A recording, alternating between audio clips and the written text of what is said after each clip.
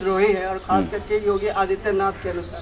तो मेरा मसला ये है कि जैसे ही कन्हैया कुमार जेल से छूट के आए, उन्होंने एक स्पीच दिया और वो बहुत नेताओं के द्वारा काफ़ी सराहा भी गया।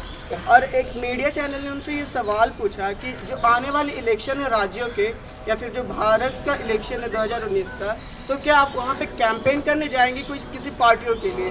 तो कन्हैया कुमार का ये जवाब था कि अगर देश को उनकी इसकी ज़रूरत पड़ी तो वो पार्टियों के लिए कैंपेन करेंगे। तो आप इस चीज़ को कैसे देखते हैं कि अगर कन्हैया कुमार और अनिर्बन भट्टाचार्य जी और उमर खालिद इलेक्शन की कैंपेन के लिए जाते हैं तो इसका क्या प्रभाव पड़ेगा देश की जनता पर? एक और दो एक ले लें, दे दीजिए, लिख लीजिए। सर मेरा नाम राहुल शर्मा है। सर मेरा क्वेश्चन ये है कि कार्ल मार्क्स के नज़रिए में राष्ट्रवाद क्या है? अच्छा, देखिए, जो पहला सवाल है जो कन्हैया कुमार और जेएनयू प्रकरण के बारे में है, तो उसके बारे में तो मैंने भी वो उनका भाषण और उनके जो इंटरव्यू हैं वो देखे थे। और इत्तेफाक से 2-2.5 महीने पहले, जेएनयू प्रकरण के 2-2.5 महीने पहले मैंने कन्हैया कुमार के साथ हिसार तक की एक टैक्सी में यात्रा भी की थी। हिसार में एक कार्यक्रम था जिसमें मुझे भाषण देना था और कन्हैया कुमार को भी बोलना था उसमें।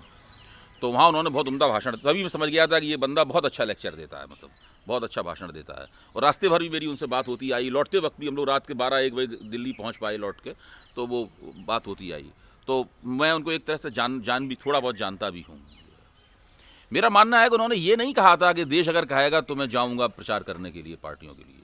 उन्होंने ये कहा था कि हमारी जेएनयू की जो छात्र संघ की जो काउंसिल है वो जब कहेगी तो मैं जाऊँगा।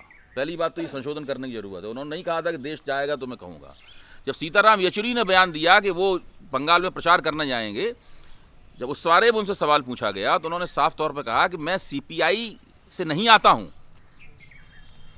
मैं एसएफआई का मेंबर हूँ, उस एसएफआई का जो 1930 में बनी थी।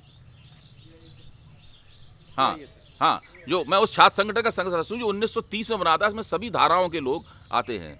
मैं छात्रों का प्रतिनिधि हूँ, मैं नेता नहीं हूँ। और मेरी काउंसिल जो कहेगी उसके हिसाब से मैं करूँगा। तो पहली बात तो कन्हैया कुमार का दिमाग इस मामले में बिल्कुल साफ है, मुझे लगता है। पहली नज़र में हो सकता है बात कुछ और निकले बाद में, मतलब पहली नज़र में मुझे लगता है कि वो इस चक्कर में फंसने वाले नहीं हैं कि कहीं जाके किसी पार्टी का प्रचार करना शुरू कर दें।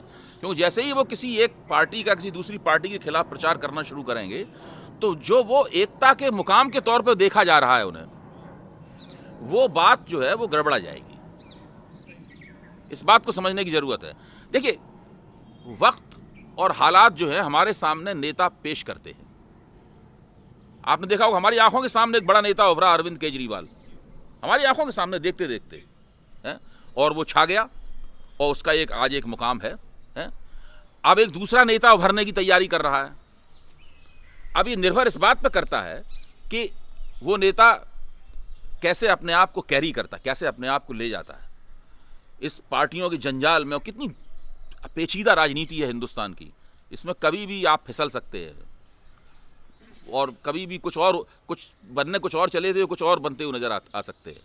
तो ये कन्हैया कुमार के ऊपर निर्भर करता है और हालात किस तरीके से आगे बढ़ते हैं, वक्त किस तरह करवट लेता है, इन सब चीज़ों पर निर्भर करता है कि कन्हैया कुमार की शख्सियत कैसे हम लोगों के सामने आएगी और हमारी राजनीति की किस तरीके से सेवा कर पाएगी। और जहाँ तक मार्क्सवाद का सवाल है कि मार्क्सवाद की निगाह में राष्ट्रवाद क्या है, तो मार्क्सवाद की निगाह में तो राष्ट्र जो है वो कोई बहुत ऐसी अवधारणा, ऐसा विचार नहीं है इसको मार्क्स बहुत सीने से लगाते हों। वो तो अंतर्राष्ट्रीयतावादी थे। वो कहते थे दुनिया के मजदूर एक हो। वो कभी नहीं कहते थे किसी एक मुल्क के मजदूर एक हो, यूरोप के मजदूर एक हों, एशिया के मजदूर एक हों। तो मार्क्सवाद जो क्लासिकल मार्क्सिज्म है वो राष्ट्रवाद की नहीं बल्कि अंतर्राष्ट्रीयतावाद की बात करता है। लेकिन बाद में जब जैसे जैसे क्रांतियाँ हुई और क्रांतियाँ मुल्कों में होती हैं, पूरी दुनिया में तो एक साथ क्रांति होती नहीं है, तो उसके बाद राष्ट्रवादी मोर्चे बने क्रांतियों के लिए। चीन में माओ त्से तुंग के नेतृत्व में और कुओमिंतांग के साथ जो उनका मोर्चा बना था वो एक नेशनलिस्ट फ्रंट था जिसमें कम्युनिस्टों ने हिस्सेदारी की थी। तो राष्ट्रवाद के बहुत क्रांतियों में बेहतरीन इस्तेमाल भी हुए हैं और राष्ट्रवाद के जरिए क्रांतियों को कुचला भी गया है।